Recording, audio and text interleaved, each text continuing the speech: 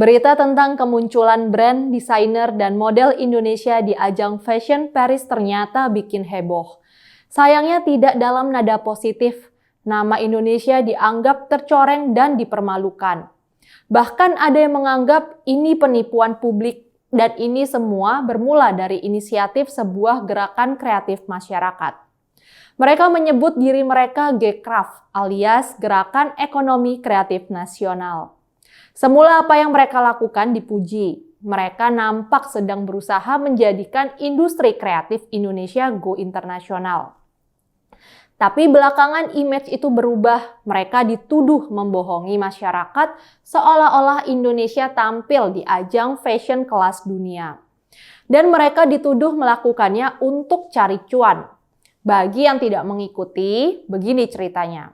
Ini terkait dengan Paris Fashion Week. PFW adalah salah satu ajang pagelaran fashion dunia paling terkemuka di dunia. 3 lainnya adalah Fashion Week di New York, London, dan Milan. PFW diselenggarakan oleh Federasi Fashion Prancis. Sekitar awal tahun ini beredar berita bahwa tahun ini akan ada 10 brand fashion Indonesia yang akan tampil di Paris. Ini menjadi membanggakan karena PFW sangat selektif. Yang bisa tampil hanyalah brand-brand yang sudah dikurasi oleh panitia. Hampir semua brand global hadir di luar itu, ada juga brand-brand baru yang dinilai kualitas sejajar dengan yang sudah terkenal. Jadi kalau sekarang ada 10 brand Indonesia muncul di acara itu, artinya industri fashion Indonesia sudah berkelas dunia. Ke-10 brand itu membawa artis-artis terkenal Indonesia. Ada Ariel Noah, Anya Geraldine, Adipati Dolken, Reza Arab, Wendy Walters, Kenu Angelo, Kanti Takril, dan Tina Dwi-Jayanti. Para influencer ini kemudian diwajibkan menyebarkan kisah perjalanan mereka melalui Instagram dan TikTok. Maka menyebarlah foto-foto artis Indonesia yang sedang berada di Paris. Sebagian jelas-jelas menulis sedang mengikuti Paris Fashion Week. Semula publik menyangka industri fashion kita memang sedang naik kelas. Apalagi Gcraft menyebut secara resmi bahwa perjalanan ke PFW ini didukung oleh Menteri Pariwisata dan Ekonomi Kreatif. Bahkan Sandiaga Uno hadir di konferensi pers Gcraft menjelang keberangkatan ke Paris. Jadi kesannya terpercaya. Tapi kemudian muncullah Wanda Hamidah. Dia bikin ramai melalui pernyataannya di IG Story. Dia rupanya memperoleh proposal penawaran bagi brand untuk ikut ke Paris. Wanda bilang, acara yang akan diikuti bukanlah Paris Fashion Week. Dan untuk bisa ikut, sebuah brand harus bayar 500 juta rupiah. Benefit yang ditawarkan 30 model, make up, runway, red carpet, hingga dokumentasi. Dengan sinis Wanda menulis, 500 juta saudara-saudara tanpa kurasi. Kamu punya duit, bisa ikut. Dengan segera pernyataan Wanda diikuti komentar lain. Misalnya saja Lucky Heng yang juga pemilik brand fashion. Dengan sebel dia bilang dia bicara bukan karena iri. Tapi dia sebel karena netizen dibodoh-bodohi, dimainkan perasaan dan harapannya. Dimislead oleh informasi tentang Indonesia di PFW ini. Lucky menyatakan hanya ada 1 PFW dan nama-nama yang muncul sudah tercatat di situs resmi PFW. Lucky menjelaskan bahwa memang ada banyak media dan agensi yang memperjualbelikan slot tayang seolah-olah itu bagian dari kalender asli PFW. Mereka menawarkan jadwal palsu dengan mengatasnamakan PFW. Dan slot tayang itulah yang menjadi ajang pagelaran brand Indonesia. Gara-gara itulah kisah sesungguhnya terbongkar. Acara yang diikuti rombongan Indonesia ternyata adalah Paris Fashion Show during Paris Fashion Week. Jadwalnya sama, tapi lokasinya yang berbeda. Jadi acara ini dilakukan untuk nebeng popularitas PFW. Kan publik pemerhati mode sedang kumpul di Paris. Karena itulah Paris Fashion Show diadakan bersamaan. Syukur-syukur ada yang tertarik dengan Indonesia. Pemrakarsa acara ini sendiri adalah sebuah agensi di Prancis bernama Fashion Division. FD melihat ada banyak brand yang tidak lolos seleksi untuk ikut PFW. Karena itulah mereka menyelenggarakan acara-acara pertunjukan fashion independen di Paris di saat yang bersamaan.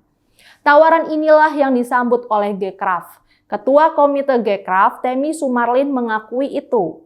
Menurutnya, acara Paris Fashion Show dibuat untuk memperkenalkan dan membuka peluang kerjasama bagi brand Indonesia dengan pihak asing.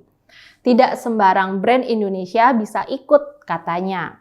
Hanya yang dianggap bisa menarik pembeli di dunia internasional yang dilibatkan. Temi juga menyatakan praktek semacam ini sudah sering dilakukan. Dia bilang event semacam ini sudah dilakukan setiap tahun. Kenapa sekarang G-Craft yang diserang dan dipermasalahkan? Humas G-Craft sendiri, Ivan Seventeen, menganggap keributan ini terjadi karena para artis yang ikut tidak bisa menahan diri. Brand lokal dan para influencer yang ikut sudah diingatkan untuk tidak menggunakan lagi PFW. Masalahnya, kata Ivan, pada influencer Indonesia itu tidak patuh pada SOP.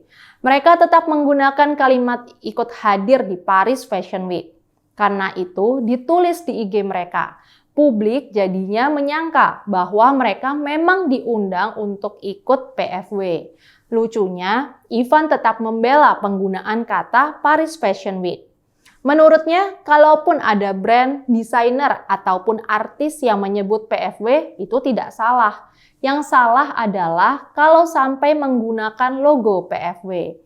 Tapi, benarkah apa yang dikatakan Temi Sumarlin bahwa hal semacam itu sudah biasa dilakukan?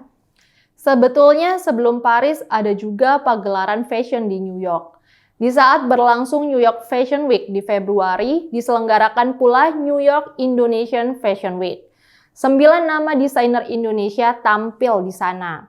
Acara diadakan di pusat bisnis New York Wall Street. Tapi hadirinnya bukanlah pemerhati mode dunia.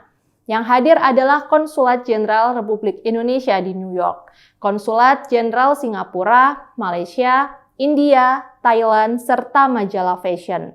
Hanya saja penyelenggaraannya tidak berusaha menipu. Tidak ada pernyataan bahwa itu adalah acara New York Fashion Week. Menariknya, di New York Fashion Week tahun lalu juga ada berita bahwa sejumlah selebritis Indonesia hadir untuk menyaksikan pagelaran tersebut. Jadi, kalimat yang digunakan adalah mereka hadir di New York Fashion Week.